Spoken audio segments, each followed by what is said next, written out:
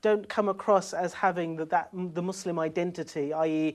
when you see them going to the ring, they may do a quick prayer, but then there's lots of flashing lights and disco dancing music, etc. They may not, in their speeches, thank Allah subhanahu wa ta'ala.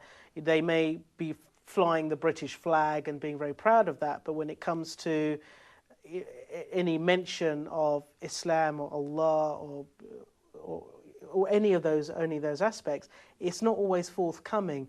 For whatever reason, I don't know what those reasons may be, whether people are telling them not to, where people are saying to them, whether they personally believe that they shouldn't. What are your thoughts on those fighters, I suppose, in the nicest terms?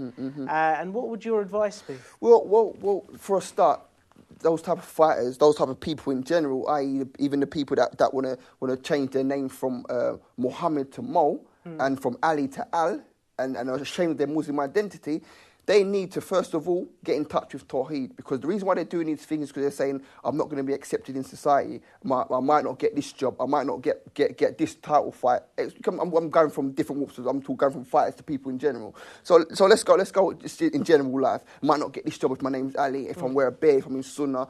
You've got to understand that one of names and attributes, the Prophet ﷺ said, whoever, Allah has 100 names, and I'm a baby Muslim with little next to no knowledge, so any mistakes I make, please forgive me. It's not word for word. But the Prophet ﷺ said Allah has 100 names, less one.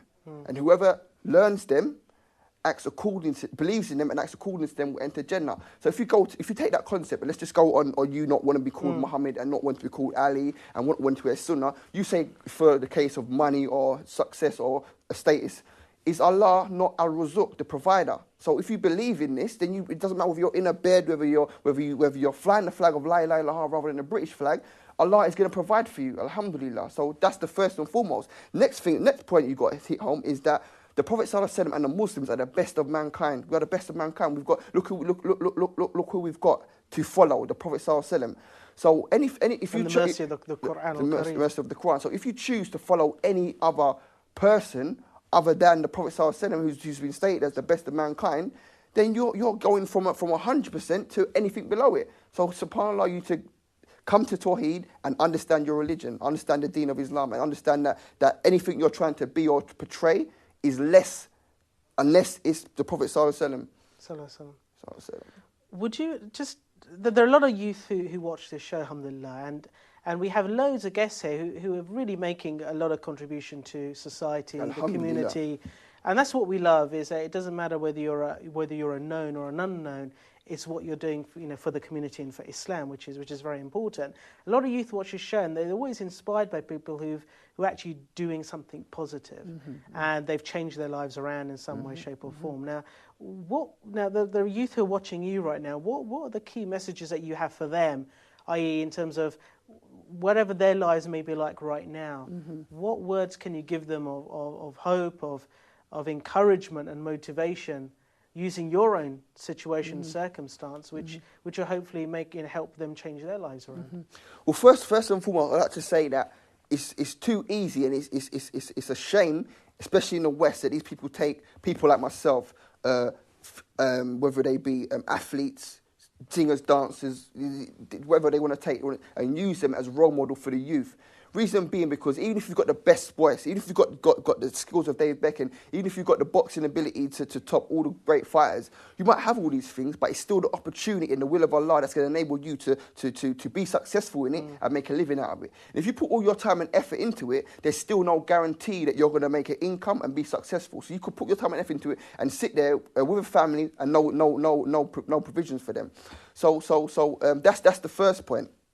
What I think should happen is people like myself shouldn't be put up on pedestals as role models. People like doctors and dentists should be put up on pedestals. Reason being because if the youth followed these people and the road that they chose, i.e. college, university, then there's a 99.9% chance that if you give it your all, you will end up with a job. You end up with a successful life. But with me, subhanAllah, you could try and be a boxer and you break your hand or you break your nose and you can't box anymore. So success is not, what you're saying is also success is not necessarily having the material things, the money, the fame, whatnot. I suppose it's having a good, solid understanding of Islam and following that to the best of your ability. Would you agree? Absolutely. When you look at these so-called successful people, it's the whole highest rate of alcoholism, highest rate of drug abuse, highest rate of suicide and attempted suicide. So if these people are so successful, why are they trying to kill themselves? The only success is knowing the purpose of life, isn't it?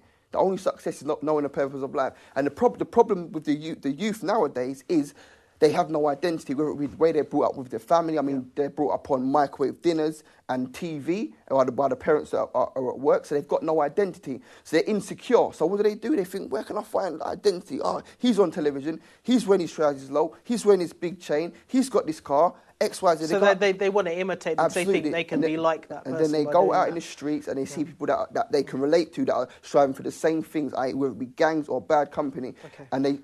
So that's a very valid point. Now, I'm sure that people are watching. Hopefully, will be inshallah be inspired by that, and will find that they can really make a change in their own situation, circumstances. Just before we finish, I was very keen to know what you've got planned next. Have you got any fights? What I've got planned next? Yeah. Not you grabbing a shawarma or something, but a what? a kebab. SubhanAllah. See, I'm from Brixton. I don't know what a shawarma is. I know about rice and peas, bro. That's right, goat's heads. And, goat's heads, SubhanAllah. And it's we don't want to know about your next ballet lesson, but your first ballet lesson. What have you got now? You've got fights planned? Scheduled? I've got fights planned, although I can do nothing.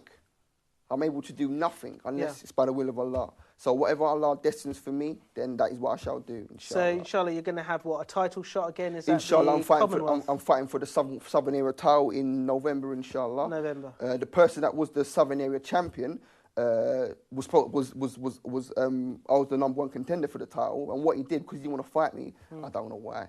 Alhamdulillah. Obviously, everyone wants to fight you. Everyone knows why. Rather than fight me, he actually gave up his title. He vacated his title. Said, rather than fight Anthony Small, aka the beautiful Abdul Haq, not me being beautiful, but the name beautiful, Abdul Haq, slave of the truth, I will vacate my title. So he's vacated his title. Now he's no longer got a title. Rather than fight me, so I'm fighting someone else for the title in November, inshallah. So November, and then after that, depending on how that goes, there can be other fights. Inshallah, inshallah, whatever Allah wills for me, inshallah. Brother, it's been great having you on the show. I know that we will be, apparently, we're going to be sending our cameras down to the gym to watch you, right? And maybe, if you're lucky... Put your fist up to this camera and see. What would you rather face? What one? There you go. I'd actually. I know, but you know what? That's small. So maybe you inflict like damage more. Oh no, it's collateral damage. It's like if you get like a pressure point and you apply the same amount of pressure on a flat surface and the same amount of pressure on a point surface, the point surface is going to cause more damage. So it's the weight behind the punch, brother. It's not necessarily the surface area, right? The weight around the gut as well. The one pack. Just be generous. So we're going to actually be sparring and see what happens with that, inshallah. I think that would make for a good inshallah. show. I'll show you what I got to offer. I'll unveil these guns. Inshallah. But apart from that, it's been great having you on the show. It's been a pleasure to meet you, brother. Inshallah, we make dua for your continued success. Alhamdulillah, make dua for me and all the Muslims. Of course, and also for the remainder of the month of Ramadan and for Eid, inshallah, as well. Hopefully, we'll be seeing you again very shortly on SNL. Inshallah. You've been watching Saturday Night Live. I'm afraid that's all we've got time for, but I'd like to thank the very beautiful brother Abdul Haq. Say mashallah. Mashallah. Anthony Small or Sugar Ray Clay Jones Jr. Until next time, Assalamu alaikum Muslim Ummah, wherever you are.